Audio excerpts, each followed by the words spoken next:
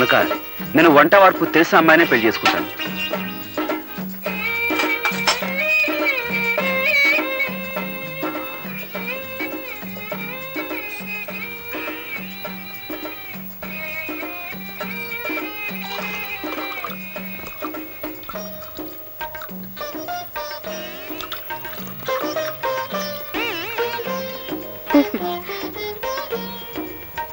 ఈ వంట వరపు ఏడ్స్ మొహం గడుకున్నట్టే ఉంది.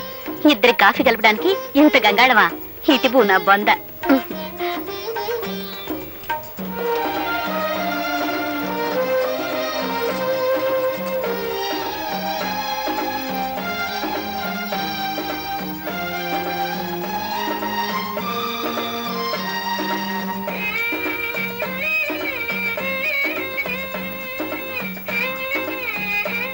మా కట్న కారకులు అక్కర్లేదు, అబ్బాయి పెళ్లి మాత్రం బాగా జరిపించాలి. ఓ ఘనంగా తప్పకుండా జరిపిస్తాం.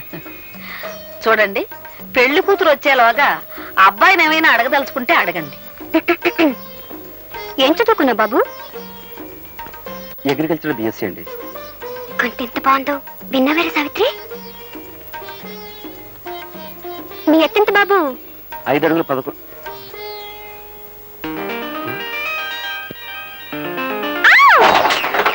ఏమిటా చప్పుడు? అదిగోనమ్మా పెళ్లి కూతురు. పెళ్లి కూతురా? పెళ్లి కూతురు లక్షణంగా ఉంది.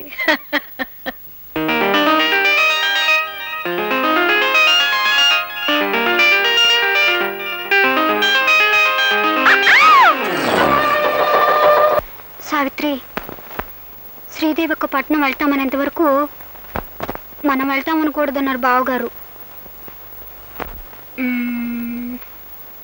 ఉండు, అక్కేం చేసిందో చూద్దాం.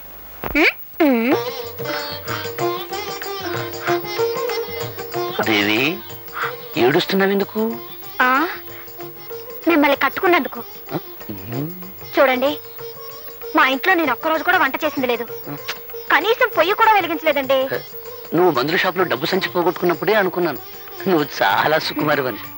మీరు ఆ రౌడీని పట్టుకొని చెక్కేస్తుంటే నేను కూడా అనుకున్నాను ఏ హోటల్లోనో కుక్ అయి ఉంటారని. కుక్క అంటే? వంటవాడని. ఓహో, నన్ను తిడుతున్నావేమో అనుకున్నాను. మొగుడంటే నీకెంత ప్రేమే. ఏమిట్రా, ఏం జరిగింది? ఏం లేదు బామ్మ, ఈ సుకుమారి ఉల్లిపాయలు తరగటానికి బదులు చెయ్యి కోసుకుంది పాపం. అయ్యయ్యో, వంటింట్లో ఇదంతా సహజం రా.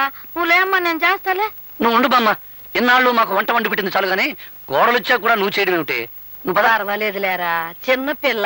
నువ్వులేమల్లే. నువ్వు పదవే, తను చేసుకుంటుంది. పడిపోతాను.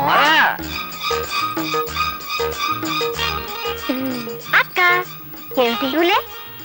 లే, మనం తాళి కట్టించుకున్నందుకు ఇక్కడైతే ఎగతాళే మిగులుతుంది. అదే పట్నంలో అయితే పొయ్యి ఉండదు, పొగుండదు, పిడకలుండవు, అన్నిటికీ స్విచ్లే కదక్క.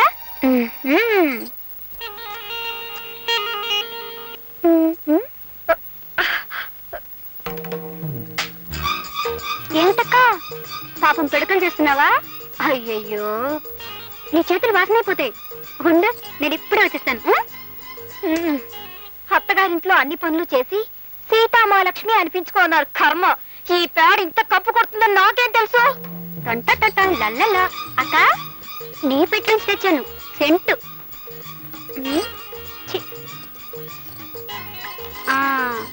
ఇప్పుడు పేళ్ళ చేతులు పెట్టు. చూసావక్క, సీసాడు సెంటు పోసాం. ఈ పల్లెటూరులే ఇంత. సెంటు కూడా పేడ కంపు కొడుతుంది. అదే పట్నం అనుకో, ఆముదం కూడా ఎర్ర రంగు పులుకొని సువాసన వచ్చేస్తుంటుంది.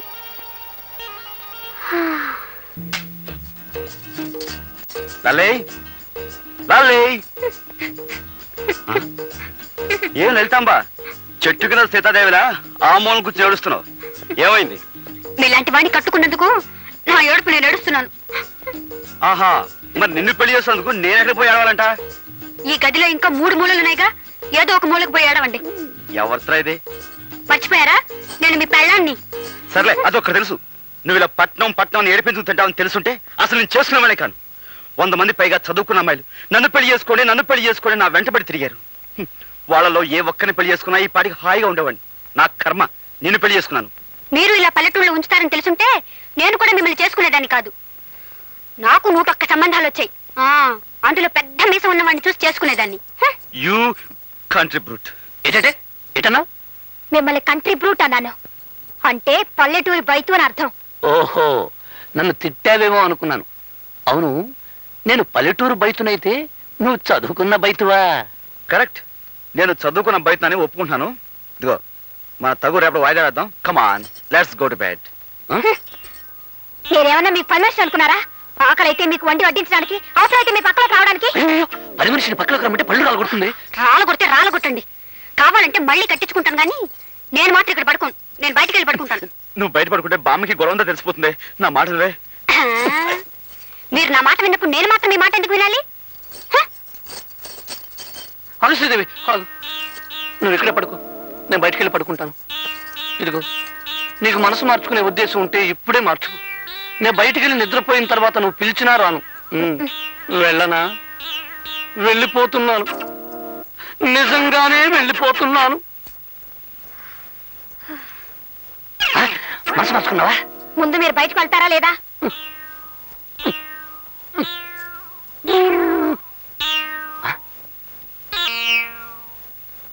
నువ్వైనా సుఖంగా ఉండరా తమ్ముడు.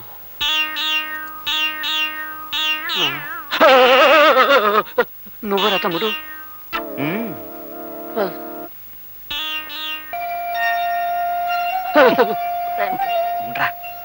త్వరలో నేను ముని మనవలను ఎత్తుకునేలాగా చేయతండి.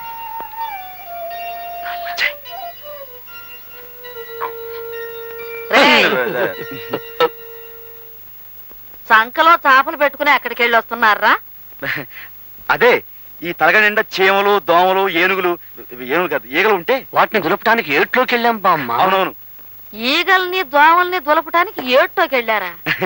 అవును, కొత్త తిండిలో ఇన్ని జంతువులన్నీ ఎక్కడేరా? ఉండవని అక్కడికి వెళ్ళాక తెలిసింది. అది తెలిసిన వెంటనే వచ్చేసాం. అవునవును. ఒరే, నా మనవాళ్ళు అబద్ధాలు కూడా చెప్పగలరని నాకు ఇప్పుడు తెలిసింది. ఇంట్లో పెళ్ళాలను వదిలేసి మీరెళ్ళి వీధిలో పడుకుంటే ఊరు వాడ చెవులు కొరుక్కుంటారా? నా పెళ్ళైన కొత్తలో మీ తాతగారు ఏడాది వరకు కాళ్ళకి చెప్పులు వేసుకుని వీధి గుమ్మం దాడితే ఒట్టు. బామ్మ, నిజం చెప్పేస్తాను బామ్మ. రేయ్, నువ్వు ఉండరా బామ్మ. అసలు సంగతి ఏమిటంటే మా పెళ్లిళ్ళు గాని సవ్యంగా జరిగితే 3 శుక్రవారాలు గుళ్ళో పడుకుంటావని దేవుడికి మొక్కున్నాం బామ్మ. ఏరా, మరా మొక్కు సంగతి చెప్పవేరా అయ్యా? ఇప్పుడేగా తెలిసింది. అంతేకాదు బామ్మ, రాత్రంతా ఉపవాసం కూడా ఉన్నాం. మా నాయనే ఉపవాసం చేశారా? నేను మీ ఇద్దరికి మీ తాతగారు మొండితనం వచ్చింది అనుకుంటున్నానే కాని నా భక్తి కూడా అబ్బింది అనుకోవట్లేదురా నాయన. బామ్మ, నన్ను కూడా.